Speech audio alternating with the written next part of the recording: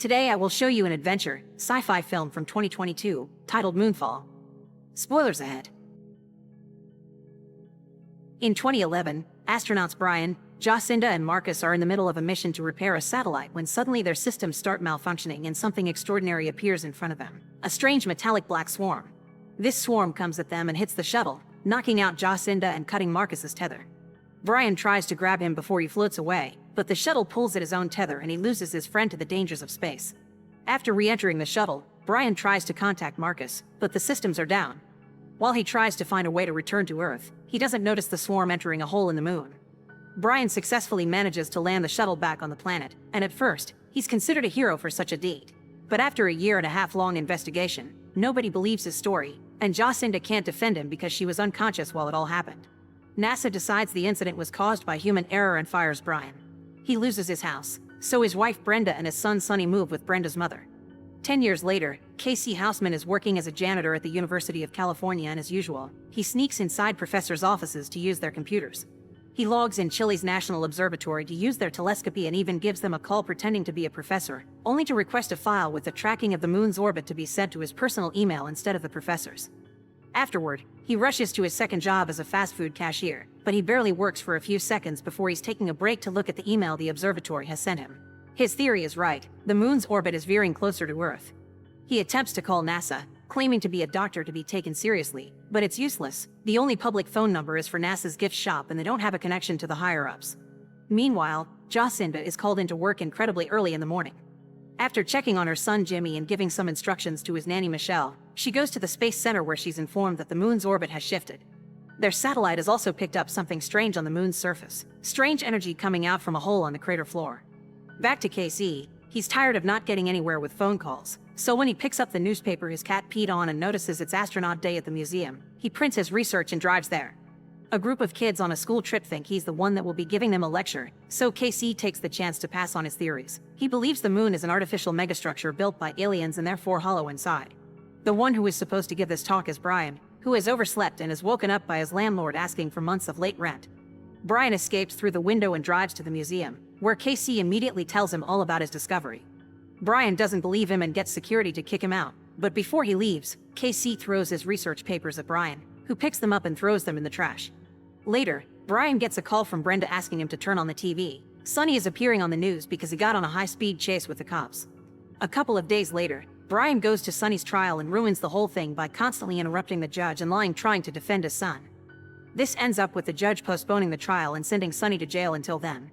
Afterward, Brian gets on the phone to argue with Brenda's new husband Tom, who is paying for the lawyer, but Brenda cuts their conversation short. In the meantime, KC goes to visit his mother at the retirement home and tells her nobody will listen to him. She replies that then he should make them listen before she forgets who he is because of her memory problems. In the NASA offices, Jacinda is showing Deputy Director Albert Hutchings their recent discoveries. The moon has entered an elliptical orbit, which means in around 3 weeks moon debris will fall on Earth. Jacinda wants to go back to the moon, but they don't have the means to, and Albert wants everyone to keep their mouths shut about the issue until they think of something. The request comes in too late though. An anonymous source has leaked the information to the internet. Brian pays a visit to the judge and tries to bribe him to free his son, but the judge doesn't have time to listen to him. Everyone is leaving the city because of the news, which Brian hasn't heard yet. He checks the TV and sees Albert talking to the press, explaining they'll send a lunar recon mission and there's no reason to panic. Tom also wants to leave the city, but Brenda doesn't want to leave Sonny in jail, even if Tom swears his lawyer will get him out and find a way to send him to Colorado with them. As cities all around the world go through mass migration, riots, and looting, NASA sends out an SLS Block 2 to investigate the abnormality. Newscasts follow the official announcement but also begin talking about conspiracy theories, even mentioning megastructures. Brian is shocked to hear this and goes back to the museum to search the trash cans for the papers KC had left him, and when he finds them, he checks KC's website and learns of an emergency meeting he'll be holding soon. The NASA shuttle reaches the moon and sends a probe down the hole, which steadily goes down for a while until suddenly it begins going back up. As the computers show the moon's orbit shifting again, the same black swarm from Jacinda's mission comes out of the hole and attacks the SLS, killing all the astronauts inside. Meanwhile, Brian goes to KC's meeting at a hotel, only to find him surrounded by a few conspiracy theorists that can't tell reality from craziness. Brian interrupts his talk and takes KC to a restaurant so he can hear the explanation of why KC knew this before NASA did. KC has been studying distant planets for years looking for megastructures made by aliens and was surprised to find the moon is one. A megastructure has a rigid shell built around a power core, and something must have happened to the one inside the moon to veer it off course. At that moment, the consequences of the moon shifting again begin terrorizing Earth. Coastal cities are now the victims of storm surges and record tides. The city is starting to flood and the attendants of the meeting can't leave the hotel now, so Brian sends them upstairs for safety. KC doesn't move quick enough and is hit by a wave, so Brian has to jump into the water to take him out. Jacinda and Albert look over the mission footage and reach the conclusion the swarm is showing signs of intelligence, so it must be an AI. Earth is not ready to deal with such a thing, so Albert quits and makes Jacinda the new deputy director. This is very suspicious behavior and Jacinda demands answers, so Albert gives her his clearance so she can look for the information herself. Jacinda goes to NASA's limited area and finds footage of her last mission that confirms Brian has always said the truth. The swarm that attacked them is the same they're seeing now. She's then approached by Holdenfield, a former NASA official that can answer her questions. In 1969, when the famous Apollo 11 landed on the moon, it lost contact with mission control for 2 minutes, or at least, that's what the official story says. Actually, mission control cut the feed off so the world wouldn't learn about what they found on the moon that day. There were strange pulsating lights emanating from beneath the moon's crust and NASA decided to cover it up because that technology was years ahead of Earth's and they weren't sure they could stop it. Their only shot had been a military program called Zulu X-Ray 7, but it was shut down for budgetary reasons. Jacinda contacts the military leaders to see if they can work together on a solution, but they turn her down, saying this is their operation now. She tries to tell her ex-husband General Doug Davidson that sending nukes is a terrible idea because the global fallout would kill everybody, but Doug trusts his people and turns her down too. He also asks for her and Jimmy to come to his home, but she refuses to quit her position in times of emergency. She wants Doug to send her the Zulu X-Ray 7, even if it is incomplete, because its EMP is their only hope. Doug accepts only after she promises she and Jimmy will join him after the launch. Later that night, a military helicopter goes to pick up Brian at the hotel, and he accepts to go only if KC goes with him. They meet with Jacinda, who tries to explain the things they already know, and KC admits he was the one that leaked the information online. Because this AI swarm can recognize Earth's technology, Jacinda is recruiting Brian because he's the only astronaut to ever land a shuttle without power. Brian accepts under one condition: for his son to be released from jail and be brought to the station for safety. After the deal is accepted, the crew retrieves a retired shuttle from the museum to be used to transport the EMP. The world begins to go through earthquakes and volcanic eruptions, which doesn't make sense. The moon doesn't have enough gravity to do that no matter how close it gets, which is another point for KC's megastructure theory. The military arrives at NASA and teaches Brian how to detonate the EMP, and in return, Brian explains how they'll have a navigator doing the calculations by hand so they don't have to use electronics. They'll only rely on their thrusters to land. Unfortunately, an earthquake reaches the base and damages the shuttle. Now that they're missing an engine, they can't launch, so Jacinda thanks everyone for their hard work before telling them to leave and spend their last moments with their family. Most people at the base leaves, and when Jacinda is about to do the same, she finds KC still doing calculations. The moon's gravity will be over 80% of the Earth's pull. This means that if they launch the second the moon is right above Earth, they can use its gravitational pull to launch as the extra boost they need to make up for the broken engine. Since most people have left, they make a last-minute team to pull this off. Brian will pilot, Jacinda will navigate, and KC will do the calculations when they turn off their electronics. While KC calls his mother, Jacinda and Brian say goodbye to their sons, who together with Michelle will be leaving to meet with Doug.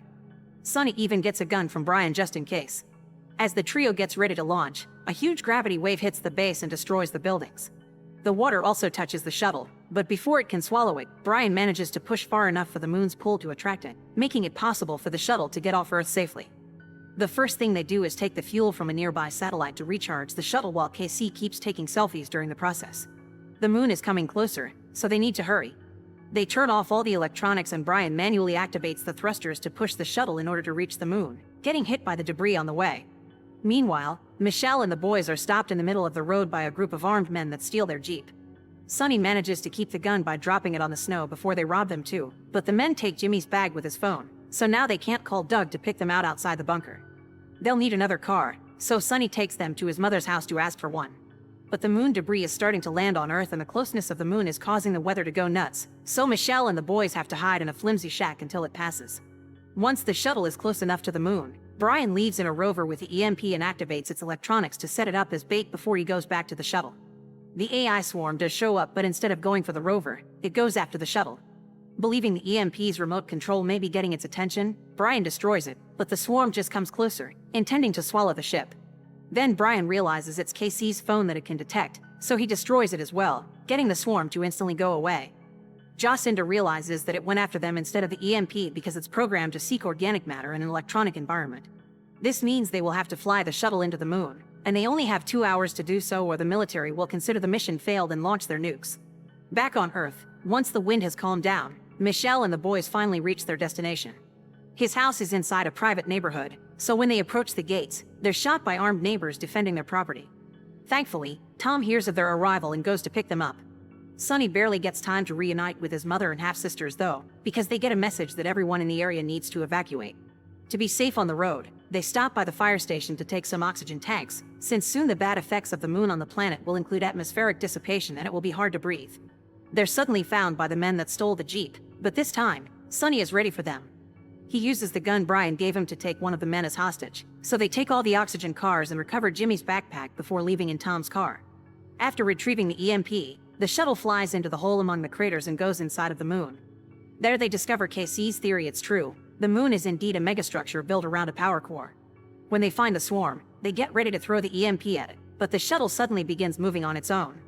The swarm almost catches them, but to their surprise, a door opens and a light brings the shuttle in before closing it again and leaving the swarm outside. The landing is rough though, so the shuttle is destroyed and the trio falls unconscious. At that moment, the shuttle door opens and the same light begins scanning them. The mission has taken too long and the military is ready to launch their nukes. Sonny and his family are being chased by the robbers, who are opening fire on them, so Tom fires back while Sonny does his best to guide the car away from the falling debris. When a crater opens on the ground right in front of them, Sonny keeps going and makes the car jump over it. This also helps them lose the chasers, who are either hit by the debris or fall into the crater. Once they're at a safe distance, they get a call from Doug, who tells them he can't receive them in the bunker anymore because of the missile launch, so they'll have to find their own shelter. As predicted, the atmosphere begins losing its oxygen and birds fall dead to the ground, so the family puts on the oxygen masks before they take the road on foot. Back on the moon, Jacinda and KC wake up to discover they can breathe and there's gravity around them, but Brian is nowhere in sight. A door opens at the end of the room and they enter it regardless of KC's suspicions because Jacinda believes there are two different entities trapped there and one of them is trying to help them. Brian is in contact with the nice entity right now. He wakes up in a strange room and is surrounded by a white light that makes him see images the entity uses to communicate with him, like taking the form of Sonny to explain what is going on. Billions of years ago, humanity's ancestors live happily on a planet far away with technology Earth hasn't even dreamed of yet. But things changed when the AI they created became self-aware and turned against them by transforming into endless swarms of nanotechnology that hunted down all biological life. To avoid extinction, the ancestors escaped in vessels like the Moon, which had the mission to find a new place to live in. Earth is the only place they could find that could sustain life, thanks to being at the perfect distance from the sun.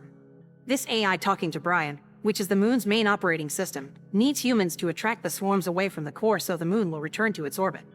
Brian is freed from the weird light just in time to be found by Jacinda and KC.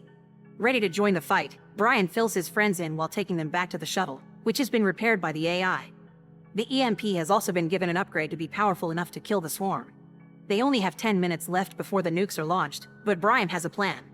On Earth, one of Tom's daughters has emptied her oxygen tank, so he gives her his and encourages her to keep going while he follows her. In truth, as soon as she is out of sight, Tom collapses on the ground and dies. The girl manages to reunite with her family, but when they don't see Tom, Sonny decides to go searching for him, which should be easier because air is slowly coming back. This is because the moon is finally touching Earth and the falling debris traps Sonny as he gets away, so Michelle decides to go help him. She finds him under a fallen tree and by using the moon's gravitational pull, together they move it away and run back to Brenda and the girls after jumping over a broken bridge. Cities everywhere are collapsing under the moon's pressure and the military decides it's time to launch the nukes. But at the last second, Doug decides against it because he trusts his wife and knows she can save the Earth. This ends up being a huge sacrifice, since the bunker ends up destroyed by the falling debris too. Inside the moon, Brian pulls a series of difficult maneuvers to make the swarm follow them inside a tunnel. Then he asks KC to get the EMP ready in the rover. Since the swarm needs to detect life inside an electrical structure, his plan is to stay behind with the EMP while his friends escape in the shuttle. Jacinda doesn't like this idea and while she argues with Brian, KC decides to take the matter into his own hands by locking himself with the EMP so he can be the sacrifice instead. As he says his goodbyes and asks them to tell his mom that he is a hero, he also admits he isn't a real doctor, but Brian calls one anyway as a sign of respect. The swarm swallows the rover and KC waits until he's deep enough inside to detonate the EMP, finally killing it as Jacinda lands the shuttle on Earth, an easy task thanks to how close the moon is to the ground. With the swarm gone, the moon slowly returns to its original orbit and the weather goes back to normal on Earth. Jacinda and Brian get out of the shuttle to find New York destroyed and covered in snow. Military helicopters come to pick them up, and a few hours later, both of them get to reunite with their families. Meanwhile, inside the moon, KC finds himself talking to the benign AI, which is looking like his mother, while it explains that it has stored a copy of KC's consciousness. Now he's part of the moon too, and he can help the AI begin rebuilding for a better future. Make sure to subscribe and turn on notifications so you can watch more videos like this. Thanks for watching.